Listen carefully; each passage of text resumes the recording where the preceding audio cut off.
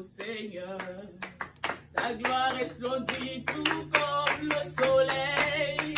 Ton amour nous environne, ô Seigneur. C'est pourquoi nous sommes ton amour nous environne, ô Seigneur. Ta gloire resplendit tout comme le soleil. Ton amour nous environne, ô Seigneur. C'est pourquoi nous espérons tous en toi. Ton amour nous environne, ô Seigneur. Ta gloire resplendit tout comme le soleil. Ton amour nous environne, ô Seigneur. C'est pourquoi nous espérons tous en toi. Gloire à ton nom, auteur de notre joie. Gloire à ton nom, toi qui nous as sauvés. Gloire à ton nom, toi qui nous aimes tant. C'est pourquoi nous espérons tous en toi. Gloire à ton nom, auteur de notre joie. Gloire à ton nom, toi qui nous as sauvés. Gloire à ton nom, toi qui nous aimes tant. C'est pourquoi nous espérons tous en toi. Amen. Amen. Oui. Amen. Belle chanson. Amen. Et sans plus tarder, nous allons la glorifier. Nous allons élever la voix pour lui dire combien nous l'aimons. Est-ce que tu peux soupirer? Tu es excellent Tu es excellent et puissant, et puissant, notre Dieu. notre Dieu. Oui, nous l'avons nos voix Lavons nos voix pour t'adorer. pour t'adorer. Te dire combien Te dire combien nous t'aimons. nous t'aimons. Est-ce que tu peux pousser encore? Tu es excellent Tu es excellent et puissant, et puissant, notre Dieu. notre Dieu. Oui, nous levons nos voix Lavons nos voix pour t'adorer. pour t'adorer. Et te dire combien Dire combien nous t'aimons. nous t'aimons.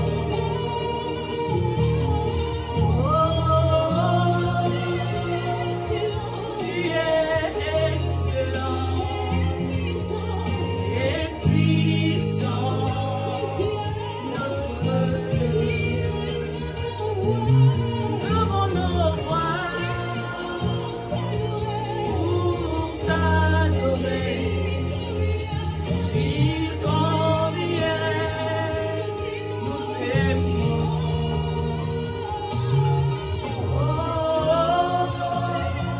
t'aimons. Tu es excellent et puissant, notre Dieu. Seigneur, ce matin, nous élevons nos voix pour te dire combien nous t'aimons. Ce matin, Seigneur, nous élevons nos voix pour te dire combien de fois nous t'aimons, Seigneur. Dieu excellent, Dieu parfait. Seigneur, sois loué à jamais. Tu es excellent, Jéhovah. Tu es puissant, Jéhovah. Oui, Seigneur. Tu es puissant, notre Dieu. Levons nos voix pour t'adorer. Dire combien nous t'aimons. Soupirons et rendons-lui la gloire, que nos soupirs ce matin puissent célébrer notre Dieu. Puissant, notre Dieu.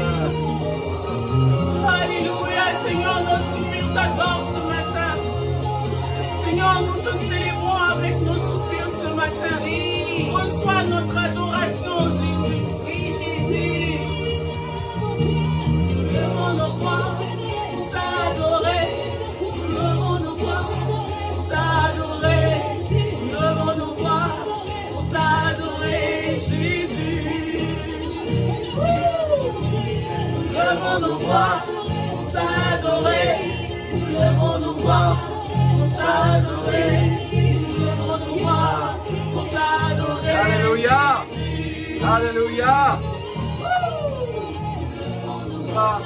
Pour t'adorer, nous levons nos mains. Pour t'honorer, nous levons nos mains. Pour t'honorer, Jésus. Alléluia. Pour t'honorer, nous levons nos mains. Pour t'honorer, nous levons nos mains. Pour t'honorer, Jésus.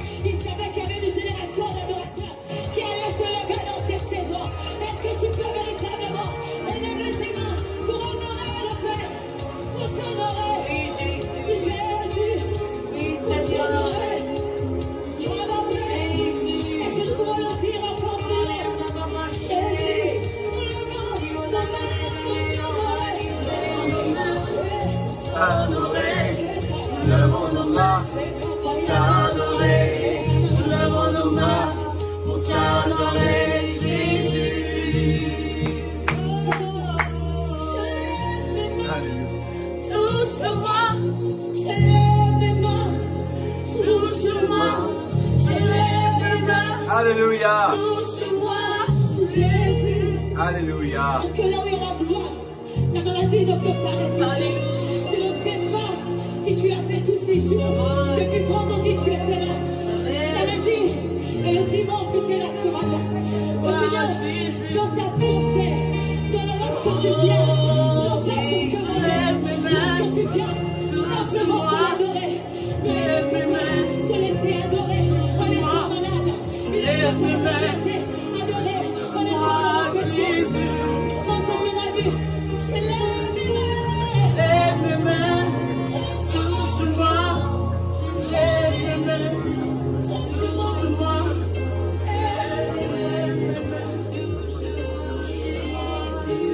Si tu cherches le baptême de l'esprit, dis à ton Dieu, je lève mes mains, touche-moi, Jésus, lève mes mains, remplis-moi.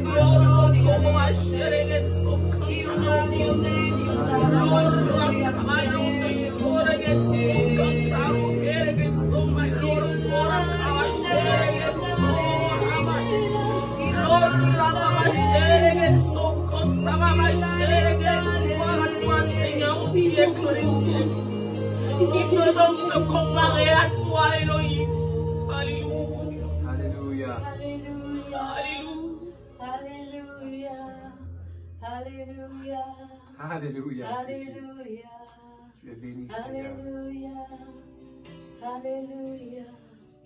Jésus, Jésus. Prosternés, nous confessons, tu es Dieu, en ce lieu. Amen. Prosternés, nous confessons, tu es Dieu,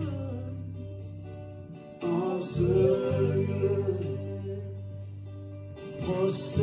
Prosternés, nous confessons, tu es Dieu, en ce lieu. Prosternés, nous confessons, tu es Dieu, en ce lieu. Je m'attends à toi, tu es tout pour moi. Éclairé de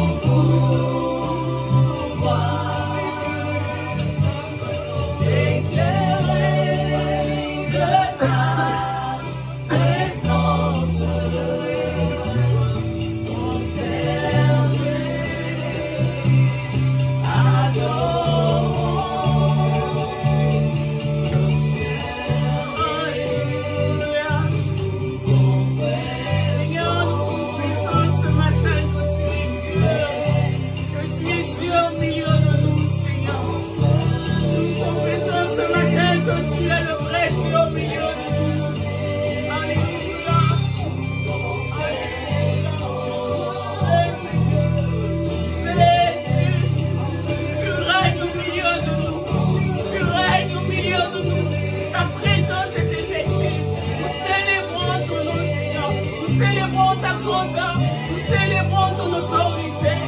Alléluia, Jésus.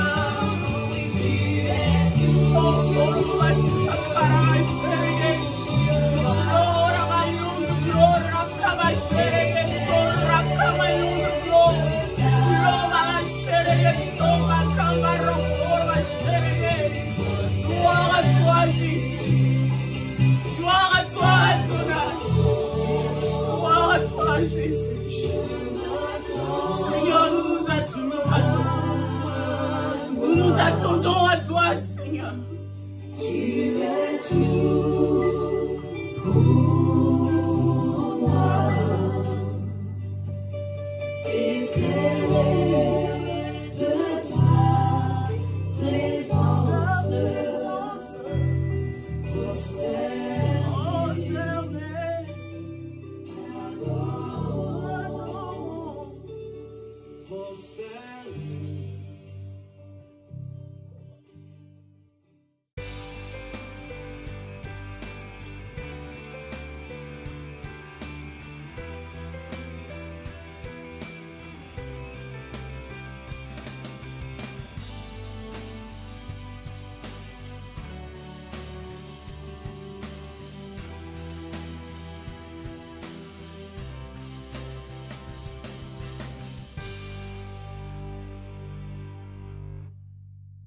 Bonjour tout le monde, alléluia, bienvenue à notre service du dimanche. J'espère que la semaine passée vous avez eu une bonne fête des pères, alléluia. Aujourd'hui on va continuer avec l'histoire de Philippe et puis on va terminer avec ça aujourd'hui. Alors c'est une vraiment bonne histoire. Allez avec moi à le livre des Actes chapitre 8, on va commencer du verset 26 jusqu'à la fin du chapitre. Alléluia, prions. Seigneur, je te remercie, Seigneur, pour ta parole et qu'est-ce que tu veux nous montrer aujourd'hui. Alléluia. Il y a une très belle histoire ici et puis on veut retirer, Seigneur, on veut manger quelque chose de bon, Seigneur. On veut dévorer ta parole aujourd'hui. Alors, je te remercie pour ce temps ensemble. Alors, bénis-la, cette parole et ce message à nos cœurs et notre esprit au nom de Jésus. Amen. Alléluia. Ça commence comme ça ici. Un ange du Seigneur s'adressa à Philippe en disant, « Lève-toi et va en direction du sud, sur le chemin qui descend de Jérusalem à Gaza, celui qui est désert, ou qui veut dire un endroit désert. » Il se leva et partit. Or, un eunuque éthiopien, haut fonctionnaire de Candace, la reine d'Éthiopie, et administrateur de tous ses trésors, était venu à Jérusalem pour adorer. Il repartait assis sur son char et lisait le prophète Ésaïe. L'Esprit dit à Philippe, « Avance et approche-toi de ce char. » Philippe accourut et entendit l'Éthiopien lire le prophète Ésaïe. Il lui dit, « Comprends-tu ce que tu lis? » L'homme répondit, « Comment le pourrais-je si personne ne me l'explique? » Et invita Philippe à monter et s'asseoir avec lui. Le passage de l'Écriture qu'il lisait était celui-ci. Il a été conduit comme une brebis à l'abattoir et, pareil à un agneau muet, devant celui qui le tombe. Il n'ouvra pas la bouche. Dans son humiliation, la justice lui a été refusée. Et sa génération, qui en parlera? En effet, sa vie a été supprimée de la terre. L'eunuque dit à Philippe, « Je t'en prie, à propos de qui le prophète dit-il cela? Est-ce à propos de lui-même ou de quelqu'un d'autre? » Alors Philippe prit la parole et, en parlant de ce texte de l'Écriture, il lui annonça la bonne nouvelle de Jésus. Alléluia, c'est une bonne chose, ça. Bonne nouvelle de Jésus. Comme ils continuaient sur leur chemin, ils s'avancèrent à un point d'eau. L'eunuque dit, « Voici de l'eau. Qu'est-ce qui m'empêche que je sois baptisé? » Philippe dit, « Si tu crois de tout ton cœur, cela est possible. » L'eunuque répondit, « Je crois que Jésus-Christ est le Fils de Dieu. » Alléluia! Alléluia! Il est le Fils de Dieu. Et par ça, l'eunuque fut sauvé. Alors, il fit arrêter le char. Philippe et l'eunuque descendirent tous les deux dans l'eau et Philippe baptisa l'eunuque. Quand il fut sorti de l'eau, l'Esprit du Seigneur enleva Philippe et l'eunuque ne le vit plus. Il poursuivit sa route tout joyeux. Philippe se retrouva en Azote, puis il alla jusqu'à Césarée en évangélisant toutes les villes par lesquelles il passait. Alléluia! Il n'y a rien de plus satisfaisant, de plus intriguant, de plus excitant, d'épanouissant et d'effrayant en même temps dans la vie d'un croyant que d'être utilisé pour accomplir le plan de Dieu, peu importe à quoi il ressemble. Le plan de Dieu ressemble à beaucoup de choses. Aujourd'hui, on a vu une des choses, la manière qu'il a envoyé l'ange à Philippe, il a dit d'aller à cette place ici, puis après ça, l'Esprit de Dieu a travaillé dans son cœur. Va, avance-toi et rapproche-toi. Les rendez-vous divins font cela. Ça, c'était un rendez-vous divin. Ce sont des moments imprévus, au moins de la manière qu'on le pense, dans nos vies où Dieu orchestre quelque chose et on se trouve là, dans le milieu des choses. La vie de Jésus était comme ça un petit peu. La vie de Jésus lui-même, il y avait un gérant qui gérait d'où il allait, qu'est-ce qu'il faisait, et puis Jésus, il fallait juste aller là. Nous, d'abord qu'on se soumet à Dieu, le Saint-Esprit va nous guider, il va nous emporter où le Seigneur veut qu'on aille pour le temps et pour le moment qui est prévu ou planifié par le Seigneur. Alléluia! Les plans de Dieu sont mis tout en place. Et tout ce qu'on a à faire, c'est d'obéir et de faire ce qu'il dit. En d'autres mots, partout où il allait, Jésus, le Saint-Esprit, le conduisait à chaque rendez-vous divin. Quoi que ce soit la femme samaritaine au puits, ou la femme avec la perte de sang, les noces de Cana avec le miracle d'eau changée en vin, ce n'était pas par hasard, c'était par dessein. C'était planifié par le Seigneur. Tout ce que nous lisons dans les évangiles était programmé sur l'agenda du Saint-Esprit pour Jésus. Et c'est la même chose encore aujourd'hui. Même quand Jésus était suspendu sur la croix, pensez à cet événement-là où il était suspendu sur la croix, en train de mourir. Et puis, il y a deux criminels qui ont été crucifiés à chaque bord de lui. Ça, c'est un moment divin, parce qu'il y avait un des deux qui a reçu Jésus quand il a demandé pour la miséricorde d'une manière ou d'une autre. Il dit, rappelle-toi quand tu vas être au paradis, puis tu vas être avec moi aujourd'hui.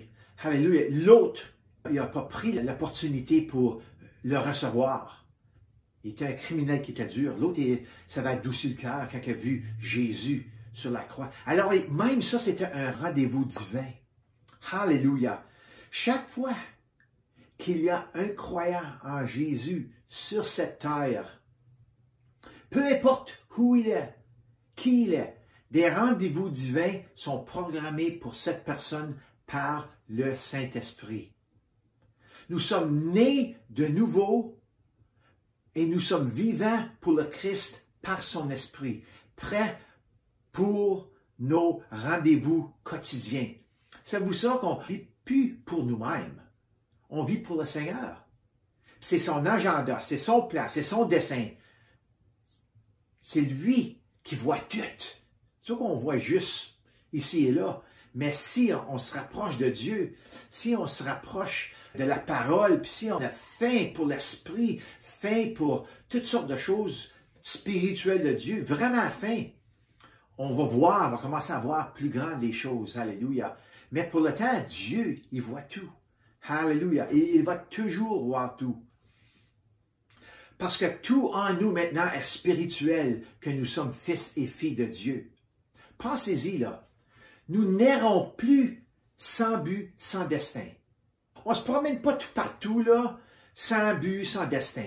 Quand on n'était pas sauvés, quand on vivait pour le monde, on allait dans le monde, puis on ne savait pas où on s'en allait. On pensait qu'on s'en allait en quelque part, définitivement. Oh, je vais être un docteur, je vais être ci, je vais être ça, je vais être un mécanique. Ça, ce n'est pas vraiment un vrai dessein.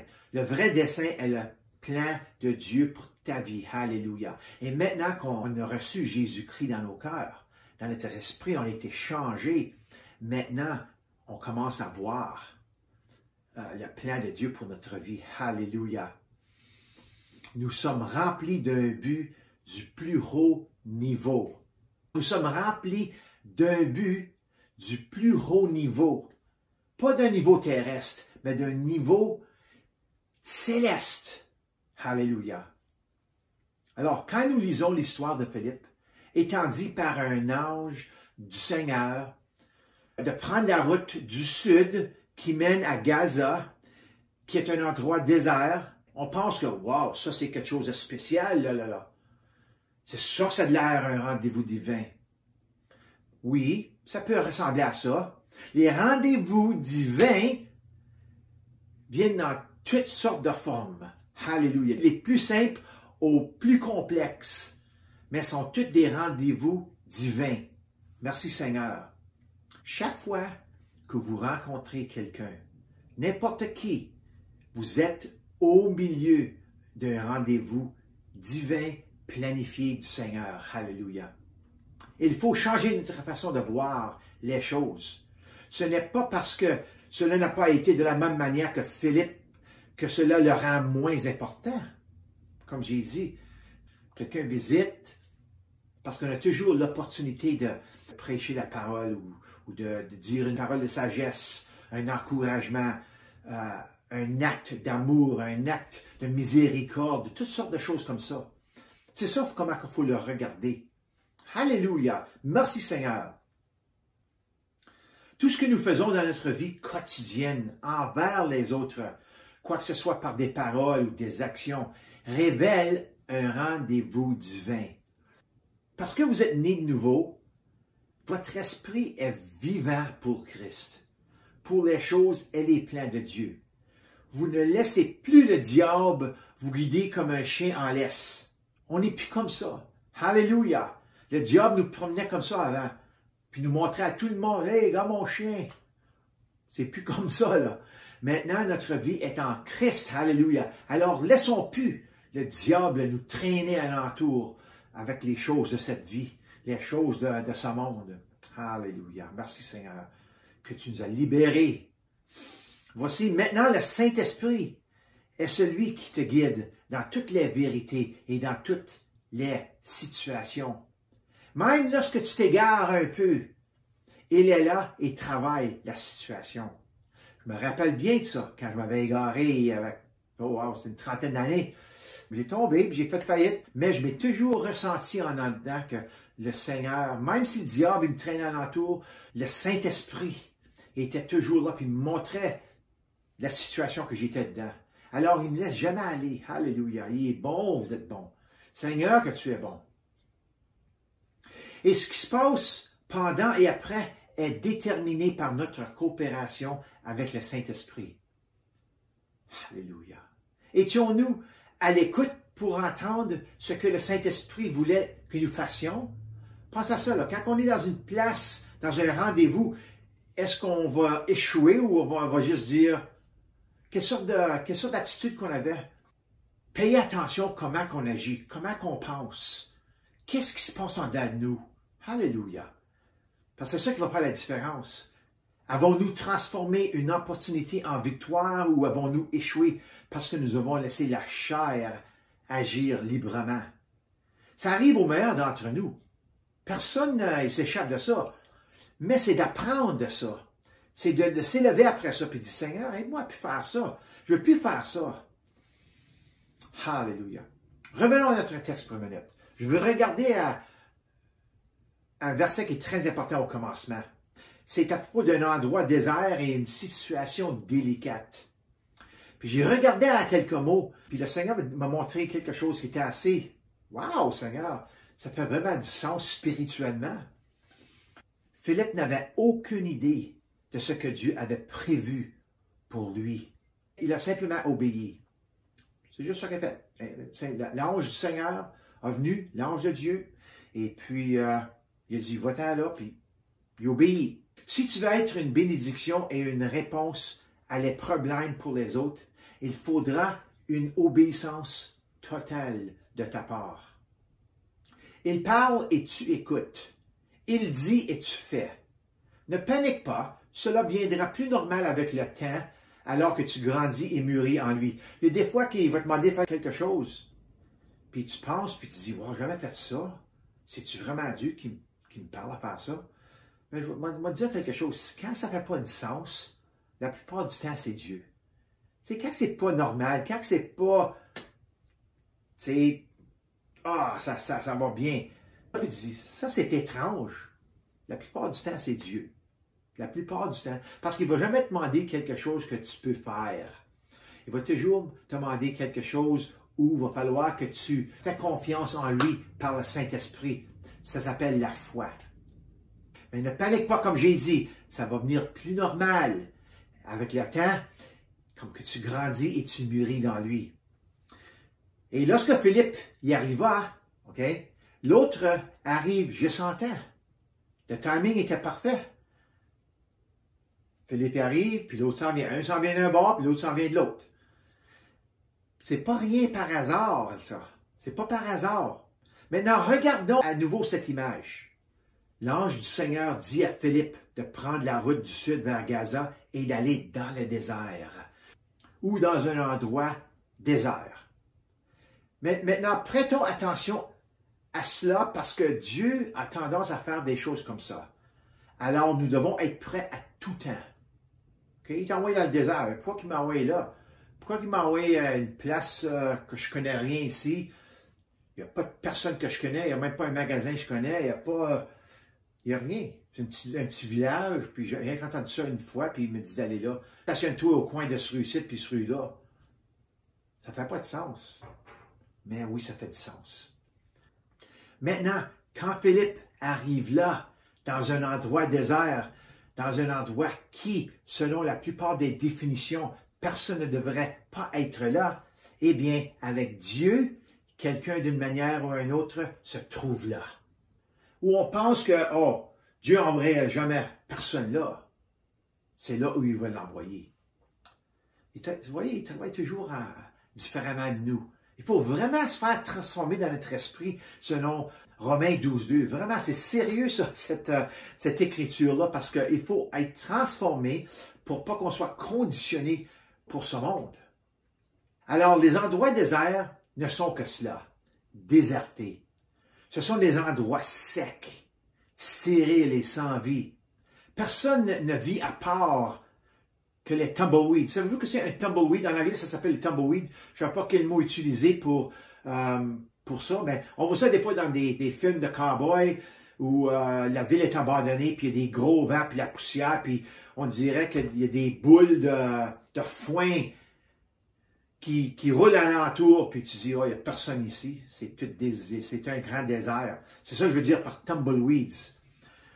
Mais c'est seulement par Dieu que dans le désert, une nouvelle vie commence pour une personne. Savez-vous ça? C'est étrange un petit peu, là, la manière que le Seigneur pense, mais c'est vraiment dans cette sorte de place-là qu'une nouvelle vie commence pour une personne. Et Dieu nous montre ici que dans une situation sans vie, dans un désert, la vie peut commencer à couler. Allez avec moi à Ésaïe 43, 19 à 20. Écoutez ça. Que quand je parle d'une place désert, je ne parle pas toujours une place littéralement le désert. Ici, c'était littéralement le désert dans cette histoire, ici avec Philippe. Mais écoute, c'est une métaphore ici. Écoutez ce que Ésaïe dit ici. Je vais faire une chose nouvelle qui est déjà en germe. Ne la remarquerez-vous pas? Je vais tracer un chemin en plein désert et mettre des fleuves dans les endroits arides. Les animaux sauvages, les chacals et les autruches me rendront gloire parce que j'aurai donné de l'eau dans le désert, des fleuves dans les endroits arides pour faire boire mon peuple, celui que j'ai choisi. Regarde ici.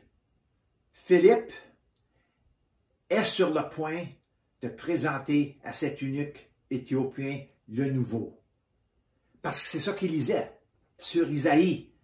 Le lieu désert est le lieu où le nouveau est sur le point de se produire. Il lisait à propos de Jésus. Il lisait à propos de sa crucifixion. L'eunuque a été présenté à Jésus et baptisé dans l'eau dans un lieu désert. Alléluia. Qu'est-ce que cela nous apprend sur le Dieu que nous servons? Beaucoup. En masse, beaucoup. Les gens entendent des histoires incroyables comme celle-ci et disent, c'est seulement une coïncidence. Non, non, non, c'est pas une coïncidence. Dans le dictionnaire de Dieu, le mot coïncidence n'est pas là. Il n'existe pas. Tout est par rendez-vous uniquement et pour une raison précise. Tout a été créé pour un but, un dessein que le Seigneur a voulu que ce soit créé pour. Tous les animaux différents, tous les insectes, toutes les choses, il y avait une raison. C'est Dieu qui l'a créé et Dieu est parfait dans toutes choses. C'est pour une raison précise. Mais l'homme, dans son incrédulité, en a quelque sorte inventé ce mot comme une possibilité d'expliquer l'inexplicable. Ah ben, on ne peut pas expliquer ça parce que moi je ne crois pas en Dieu, alors ça c'est une coïncidence. Ça c'est par hasard. Coïncidence a pris traction et aujourd'hui c'est devenu un mot normalisé. Il y a beaucoup de monde qui croit en coïncidence. Wow, c'est une coïncidence! Qui aurait pensé que tu serais ici aujourd'hui de tous les jours? Mais je veux vous dire, ce n'est pas une coïncidence.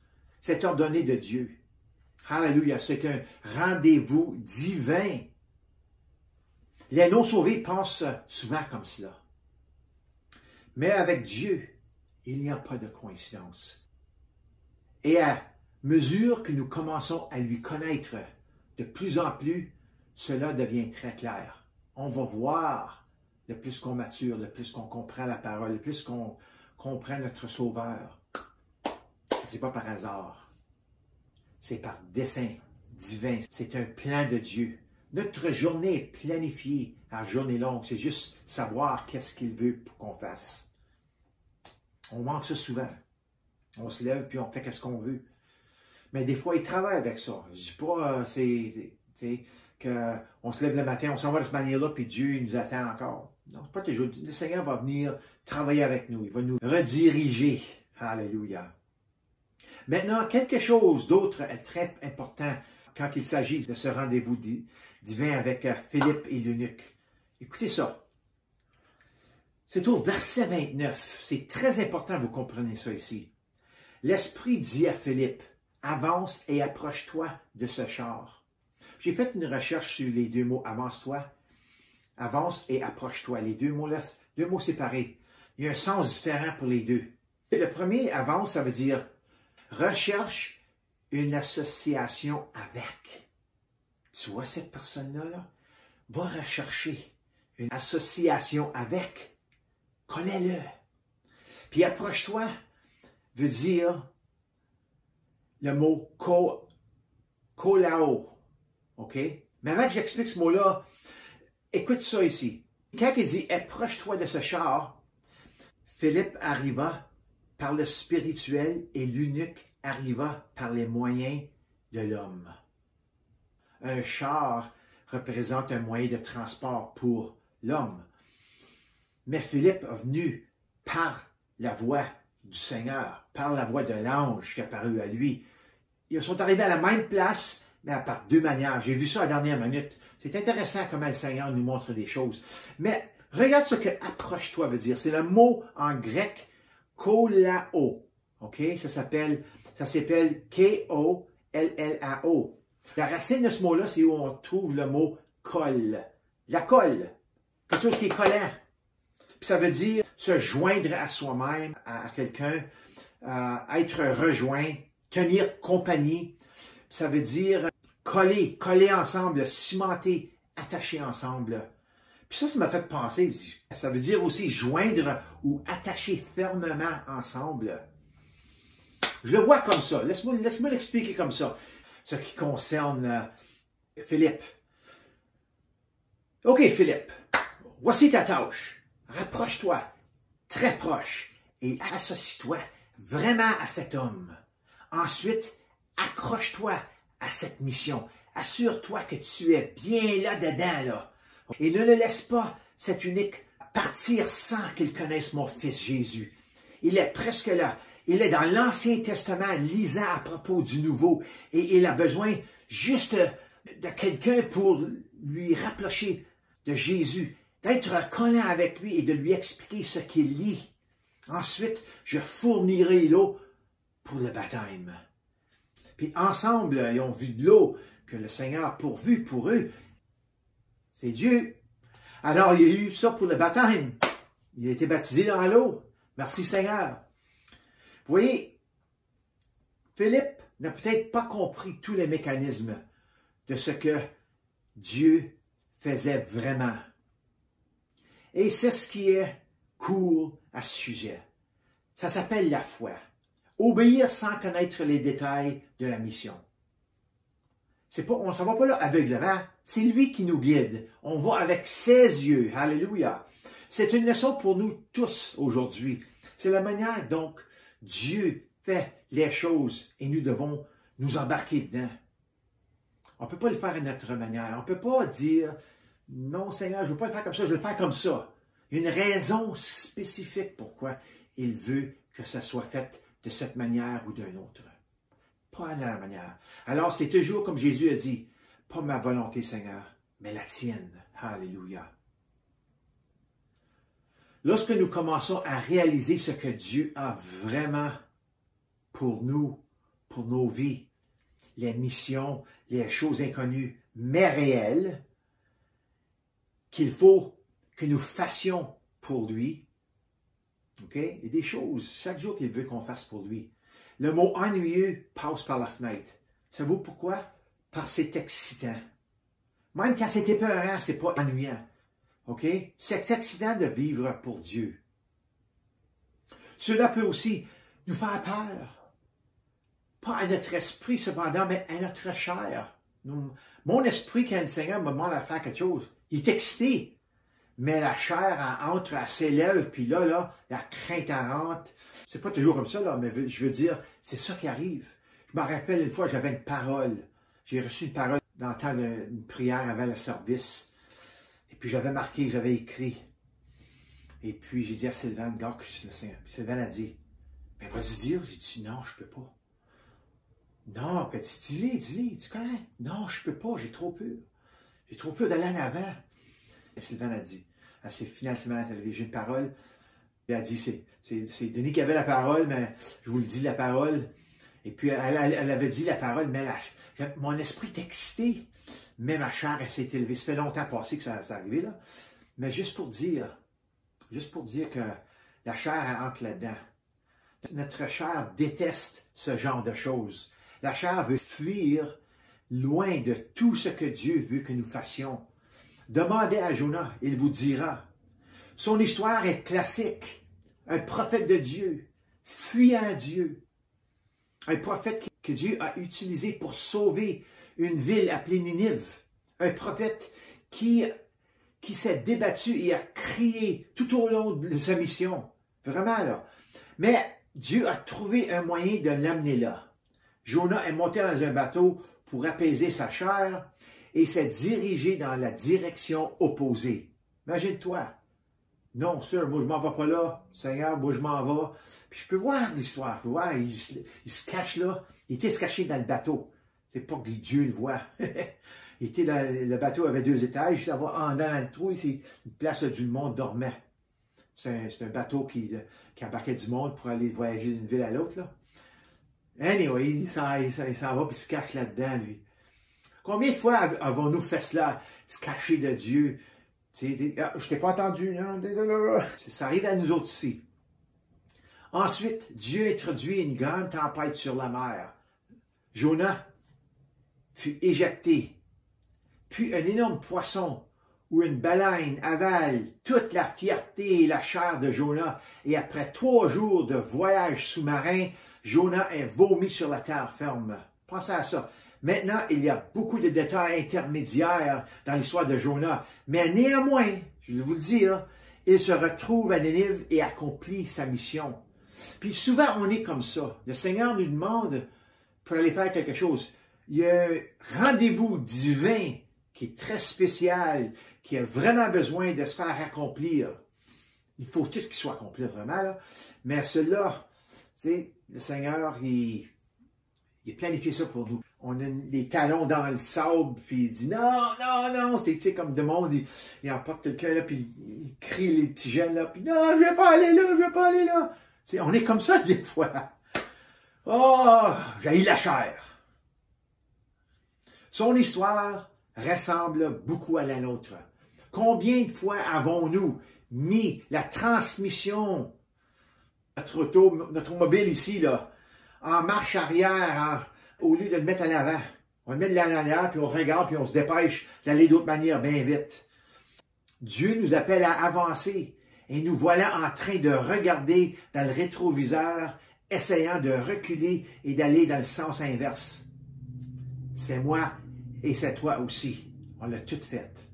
C'est pourquoi je déteste la chair. Je le dis encore, je déteste la chair.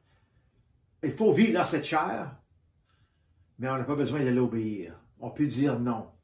Vous voyez, les choses que Dieu veut que je fasse sont en constante bataille avec mes désirs charnels, tout le temps.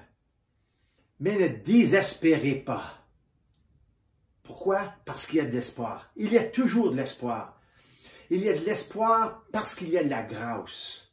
Et cette grâce est en nous pour nous fortifier et nous donner le pouvoir de faire la volonté de Dieu.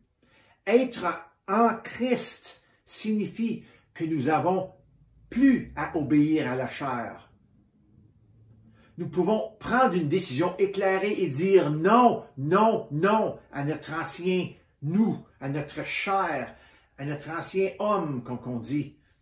C'est une décision rendue possible par la grâce que Dieu nous donne. Wow! Merci Seigneur pour ta grâce. Alléluia. Nous n'avons plus besoin de réagir comme Jonas et de parcourir le haut et le bas des mers agitées. C'est ça la recette pour le mal de mer. Mais nous pouvons choisir la grâce. Et la grâce comme le gravel, tu sais, du pilule qu'on prend quand on va en avion ou en bateau, puis ça nous soulage, ça nous garde calme en dedans. La grâce est un petit peu comme ça. Et la grâce comme le gravel nous aide à rester sur la mer sur laquelle Dieu veut que nous naviguons. Parce que moi, je vais te dire, quand je vais à la mer ou dans l'océan, sur un bateau, j'ai déjà été une fois vraiment, mais je me sentais pas bien après. Je me sentais pas bien. Wow. Alors, laissez-moi finir comme ça ici ce matin. Philippe a navigué calmement et paisiblement tout au long de sa mission, même à travers cet endroit désert. Dieu est venu comme d'habitude et ensuite Philippe fut transporté à Azote. Comment difficile était cela? Vraiment. Et le billet d'avion était gratuit et rapide.